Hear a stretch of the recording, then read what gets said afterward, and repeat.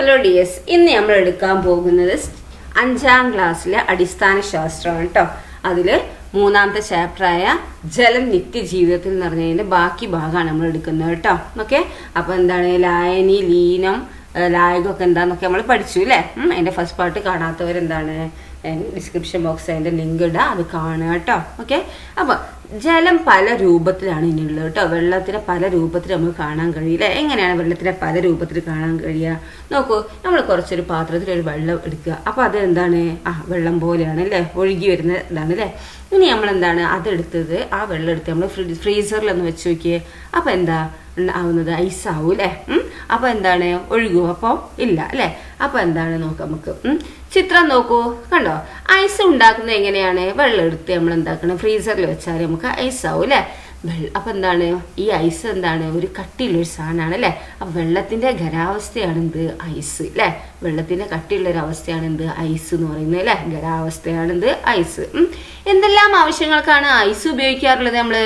ഭക്ഷ്യവസ്തുക്കൾ കേടുകൂടാതെ സൂക്ഷിക്കാൻ അല്ലേ. ഇപ്പം മീൻ അല്ലേ, മീൻകാരെ കയ്യിൽ അധികം ആൾക്കാരെ നമ്മൾ കാണല്ലേ. മീനൊക്കെ എന്താണ് കേട് വരാക്കാൻ എന്താണ് ഈ മീനിൽ ഈ ഐസ് ഇടുന്നത് അല്ലേ. പിന്നെ എന്തൊക്കെ ആവശ്യങ്ങൾക്കാണ് ഈ ഐസ് ഉപയോഗിക്കാറുള്ളത്? ഐസ് അല്പസമയം പുറത്ത് വെച്ചിരുന്നാൽ എന്താ സംഭവിക്കുക? ഐസ് അല്പസമയം പുറത്ത് വെച്ചിരുന്നാൽ വെള്ളം പോലെ ആവും അല്ലേ. എന്താണ് ഇത് കാരണം? വിവിധ സന്ദർഭങ്ങളിൽ ഐസിന് വരുന്ന മാറ്റങ്ങൾ പരീക്ഷിച്ച് കുറിപ്പ് തയ്യാറാക്കുക. പരീക്ഷണ കുറിപ്പിൽ എന്തെല്ലാം വേണ്ടത്? ഒരു ലക്ഷ്യം വേണം, പിന്നെ എന്തൊക്കെ സാധനങ്ങൾ വേണം, അതിൻ്റെ പരീക്ഷണ ക്രമം വേണം, നിരീക്ഷണം വേണം, നിഗമനവും വേണം കേട്ടോ. സന്ദർഭങ്ങൾ നോക്കാം. ഒരു പാത്രത്തിൽ വെച്ചിരിക്കുന്ന ഐസ്, അതിൽ നിരീക്ഷിച്ച കാര്യങ്ങൾ എന്താണ്? ഐസ് ചൂടാക്കുമ്പോൾ എന്താ സംഭവിക്കുക? പാത്രത്തിലെ വെള്ളം തിളയ്ക്കുമ്പോൾ എന്താ സംഭവിക്കുക? വെള്ളം തിളപ്പിച്ച ശേഷം പാത്രത്തിന്റെ അടപ്പിന്റെ അടിഭാഗം നോക്കിയപ്പോൾ എന്താ സംഭവിക്കുക?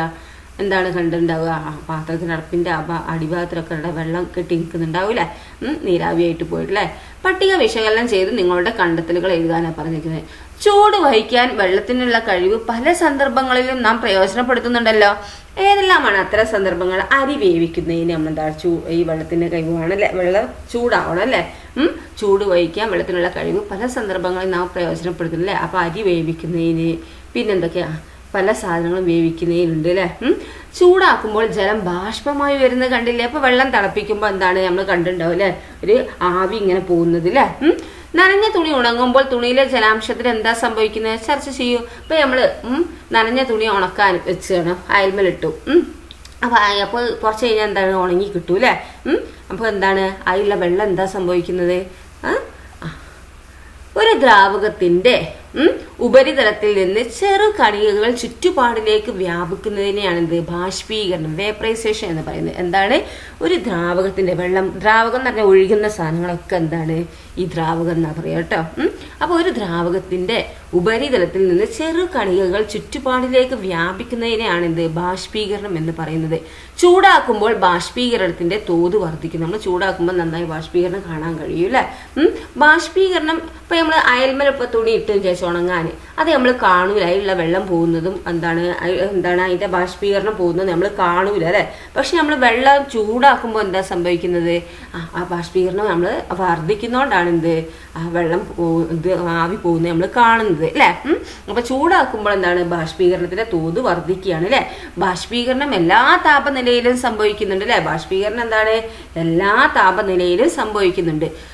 ഖരം, ദ്രാവകം, വാതകം എന്നീ 3 അവസ്ഥകളിലും എന്താണ് പ്രകൃതിദത്തമായി കാണപ്പെടുന്ന ഏക പദാർത്ഥമാണെന്ത്? ജലം അല്ലെ. ഖരം, ദ്രാവകം, വാതകം ഈ 3 അവസ്ഥകളിലും പ്രകൃതിദത്തമായി കാണപ്പെടുന്ന ഒറ്റ പദാർത്ഥമേ ഉള്ളൂ എന്ത്? ഏക പദാർത്ഥമാണ് എന്ത്? ജലം അല്ലെ. ഈ ജലനിരപ്പ്. കെട്ടിട നിർമ്മാണത്തിനായി ലെവൽ ട്യൂബിൽ ജലം നിറച്ച് അളവെടുക്കുന്നത് നോക്കൂ, കണ്ടിട്ടുണ്ടാവും അല്ലെ. കെട്ടിട നിർമ്മാണത്തിന് എന്താ ലെവൽ ട്യൂബിൽ വെള്ളം നിറച്ചിട്ട് അളവെടുക്കുന്നത് കണ്ടിട്ടുണ്ടാവും അല്ലെ. അപ്പം ഒരു ലെവൽ ട്യൂബിൽ ജലം നിറച്ച് നിങ്ങളുടെ ക്ലാസ് മുറിയിലെ വിവിധ സ്ഥലങ്ങളുടെ നിരപ്പ് ഒന്ന് പരിശോധിച്ച് നോക്കൂ. ഇപ്പോൾ വേണ്ട, ഞാൻ ചോദിക്കട്ടെ. ഇപ്പം നമ്മളെ വാർപ്പിൻ്റെ മുകളിൽ ഇപ്പോൾ ഒറ്റത്തട്ടുള്ള ആൾക്കാരാണെങ്കിൽ വാർപ്പിൻ്റെ ഒറ്റത്തട്ടുള്ള വിചാരിച്ചോ വാർത്തത്.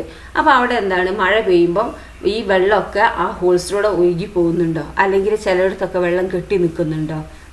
അപ്പോൾ വെള്ളം കെട്ടി നിൽക്കുന്ന ആ വാർപ്പിന് നമ്മളെന്താ അത് എന്താണ് ലെവൽ നിരപ്പില്ല ഇല്ലാത്തതാണ് അല്ലേ. വെള്ളം കെട്ടിയിരിക്കുന്നത് ഈ ഒരു വെച്ച ആ ലെവൽ എന്താണ് ലെവൽ ഉണ്ടെങ്കിൽ എന്താണ് വെള്ളം കെട്ടി നിൽക്കില്ല അല്ലേ. ചിത്രീകരണത്തിന് പോലെ ഒരു ഉപകരണം ഉണ്ടാക്കി നോക്കാം നമുക്ക്. നോക്കിയേ, ഏതെങ്കിലും ഒരു കുപ്പിയിൽ വെള്ളം ഒഴിച്ച് നോക്കൂ, എന്താണ് സംഭവിക്കുക? ഇങ്ങനെ ഒരു ഇത് ഉണ്ടാക്കുക, എല്ലാത്തിനും പൈപ്പ് ഇടുക. അപ്പോൾ എന്താക്കുക, ഒരു കുപ്പിയിൽ നമ്മൾ എന്താക്കുക, ഏതെങ്കിലും ഒരു കുപ്പിയിൽ വെള്ളം ഒഴിച്ച് നോക്കുക. അപ്പോൾ എന്താ സംഭവിക്കുക? എല്ലാത്തിനും ഒരുപോലെ തന്നെ നിറയുക അല്ലേ? നിങ്ങളുടെ കണ്ടെത്തൽ ശാസ്ത്ര പുസ്തകത്തിൽ എഴുതുക. ജലാശയങ്ങൾ വറ്റുമ്പോൾ സമീപത്തെ വീടുകളിലെ കിണറുകളിൽ ജലനിരപ്പിന് എന്താ സംഭവിക്കുക? ഈ പുഴകളൊക്കെ വറ്റുമ്പോൾ നമ്മളെ കിണറിലെ വെള്ളത്തിനൊക്കെ എന്താ സംഭവിക്കുക? നമ്മളെ കിണറിലെ വെള്ളവും കുറയും അല്ലേ? ഇനി മഴക്കാലത്ത് നോക്കൂ, വെള്ളം കുറേ ഉണ്ടാവുമ്പോൾ അല്ലേ, നമ്മളെ കിണറിലൊക്കെ വെള്ളം എന്താണ് കൂടുതലായിട്ട് കാണപ്പെടും അല്ലേ?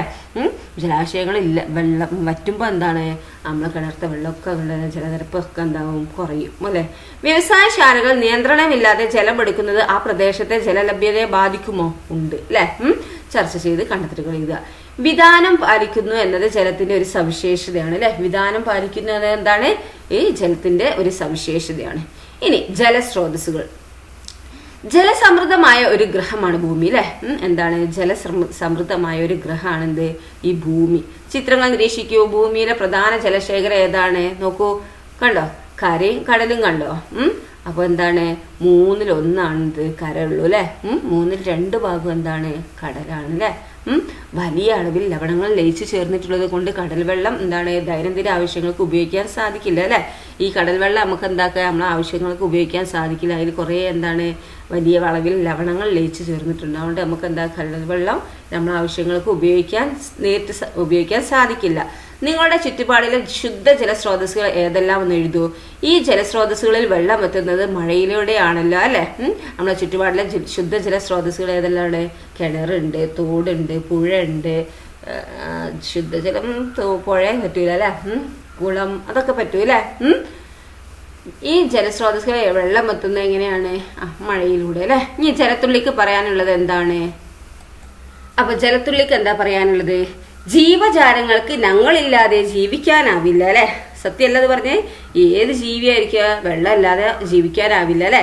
ജലാശയങ്ങൾ ചൂട് പിടിക്കുമ്പോൾ ഞങ്ങൾ അന്തരീക്ഷത്തിലേക്ക് ഉയരുന്നു. ജലാശയങ്ങൾ എന്ന് പറഞ്ഞാൽ എന്തൊക്കെ? പുഴ, തോട്, കിണറ് അല്ലെ, കുളം, അങ്ങനെയുള്ള ജലമുള്ള എല്ലാ സ്ഥലങ്ങളും എന്താണ്? ചൂട് പിടിക്കുമ്പോൾ എന്താണ്? ഈ വെള്ളം അന്തരീക്ഷത്തിലേക്ക് ഉയരുകയാണ് അല്ലെ? ആകാശത്തേക്ക് ഉയരുകയാണ് അല്ലെ? അന്തരീക്ഷത്തിലേക്ക് ഉയരുന്നു. പിന്നീട് തണുത്ത് മഴമേഘങ്ങളായി മാറുന്നു. പിന്നെ അവിടുന്ന് അന്തരീക്ഷത്തിലെത്തി എന്താണ്? തണുത്ത് മഴമേഘങ്ങളായി മാറുകയാണ് അല്ലെ? അവിടെ വെച്ച് ചെറു കണികകളായ ഞങ്ങൾ ഒന്നിച്ചു ചേർന്ന് മഴത്തുള്ളികളായി ഭൂമിയിലേക്ക് പതിക്കുകയാണ് അല്ലെ? അവിടെ വെച്ച് എന്താ? ചെറു കണികകളായ ഞങ്ങൾ എന്താണ്? വെള്ളം ഒന്നിച്ചു ചേർന്ന് മഴത്തുള്ളിയായിട്ട് ഭൂമിയിലേക്ക് പതിക്കുന്നു. അങ്ങനെ ജലസ്രോതസ്സുകളുടെ ഭാഗമായി മാറുകയാണ് അല്ലെ? അപ്പൊ ജലത്തുള്ളിക്ക് പറയാനുള്ളത് കേട്ടല്ലോ. ജീവജാലങ്ങൾക്ക് വെള്ളമില്ലാതെ ജീവിക്കാനാവില്ല. ജലാശയങ്ങൾ ചൂട് പിടിക്കുമ്പോൾ എന്താണ്? വെള്ളം അന്തരീക്ഷത്തിലേക്ക് ഉയരുന്നു. പിന്നീട് എന്താണ്? തണുത്ത് മഴമേഘങ്ങളായി മാറുകയാണ് അല്ലെ? അവിടെ വെച്ച് ചെറു കണികകളായി ഈ വെള്ളം ഒന്നിച്ചു ചേർന്ന് മഴത്തുള്ളികളായി ഭൂമിയിലേക്ക് പതിക്കുന്നു. അങ്ങനെ ജലസ്രോതസ്സുകളുടെ ഭാഗമായി മാറുകയാണ് വീണ്ടും അല്ലെ? ഭൂമിയിൽ ലഭ്യമായിട്ടുള്ള ശുദ്ധജലം ജീവജാലങ്ങൾക്ക് ആവശ്യമാണ് അല്ലെ? ഭൂമിയിൽ ലഭ്യമായിട്ടുള്ള ശുദ്ധജലം എന്താണ്? ജീവജാലങ്ങൾക്ക് ആവശ്യമാണ്. എന്നാൽ മനുഷ്യന്റെ ചില ഇടപെടലുകൾ ജലമലിനീകരണത്തിന് കാരണമാകുന്നുണ്ട് അല്ലെ?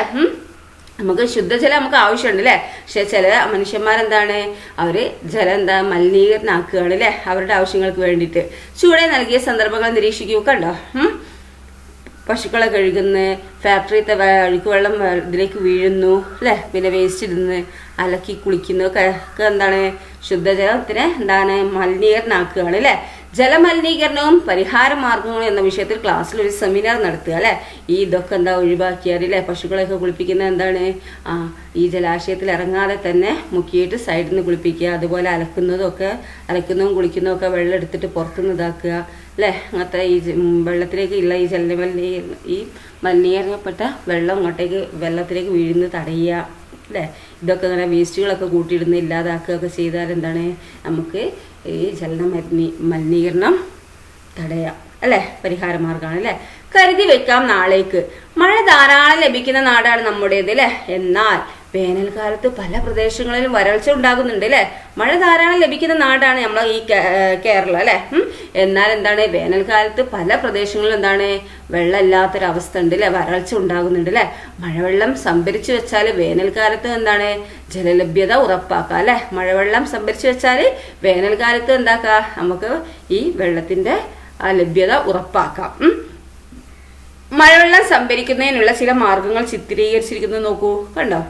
മഴവെള്ള സംഭരണിയാണിത് അല്ലേ. പിന്നെ തടയണ, പിന്നെ കയ്യാല, കിണർ റീചാർജ്, ഇതൊക്കെ വെച്ചാൽ നമുക്ക് എന്താണ് ഈ വരൾച്ച ഉണ്ടാവുന്നത് തടയാൻ, ഒരു പരിധി വരെ തടയാൻ കഴിയും അല്ലേ. മറ്റെന്തെല്ലാം മാർഗങ്ങൾ ജലസംഭരണത്തിന് ഉപയോഗിക്കാം? നിങ്ങളുടെ പ്രദേശത്ത് എന്തെല്ലാം മാർഗങ്ങൾ ഉപയോഗിക്കുന്നുണ്ടെന്ന് കണ്ടെത്തുക. നോക്കൂ, ശുദ്ധജലം അമൂല്യമാണ്, അത് പാഴാക്കരുത് അല്ലേ. ഇനി അവിടെ ജലത്തിന്റെ അവസ്ഥാമാറ്റമാണ് ചുവടെ ചിത്രീകരിച്ചിരിക്കുന്നത്. യോജിച്ച പദങ്ങൾ ചേർത്ത് ഫ്ലോ ചാർട്ട് പൂർത്തിയാക്കുക. വെള്ളം എന്താണ് ചൂടാക്കുമ്പോൾ എന്താണ് ബാഷ്പീകരണം, വേപ്പറൈസേഷൻ ആകുമ്പോൾ എന്താണ് വേപ്പറൈസേഷൻ. പിന്നെന്താ ജലം എന്താ ദ്രാവകമാണ് അല്ലേ. പിന്നെ തണുപ്പിക്കുമ്പോൾ എന്താവുന്നു ഐസാവുന്നു അല്ലേ. ജലത്തെക്കുറിച്ചുള്ള ആശയ ചിത്രീകരണം പൂർത്തിയാക്കുക. ജലത്തിന്റെ സ്രോതസ് എവിടെ നിന്നാണ്, ഉപയോഗം എന്താണ്, മലിനീകരണ അവസ്ഥകൾ സവിശേഷതയൊക്കെ അത് കംപ്ലീറ്റ് ആക്കുക. 3 വ്യത്യസ്ത സ്രോതസ്സുകളിൽ ജലത്തിന്റെ ഗുണനിലവാരം പരിശോധിച്ച റിപ്പോർട്ടാണ് താഴെ നൽകിയിരിക്കുന്നത്. പട്ടിക വിശകലനം ചെയ്ത് നിങ്ങളുടെ കണ്ടെത്തലുകൾ എഴുതുക. എന്താണ് സവിശേഷത? നിറം, പുഴയിലുള്ളത് കലങ്ങിയത്, കുളത്തും കലങ്ങിയത് അല്ലേ. കിണറത്ത് എന്താ തെളിഞ്ഞതാണ് അല്ലേ. ഗന്ധം, പുഴയത്തും കുളത്തും ദുർഗന്ധമാണ് അല്ലേ, കിണറത്ത് ഗന്ധമില്ല. ജൈവമാലിന്യം എന്താ പുഴയിലും കുളത്തിലും ഉണ്ട് അല്ലേ, കിണറിലില്ല. രാസമാലിന്യം പുഴയിലും കുളത്തിലും ഉണ്ട് അല്ലേ, പിന്നെ കിണറിൽ ഇല്ല.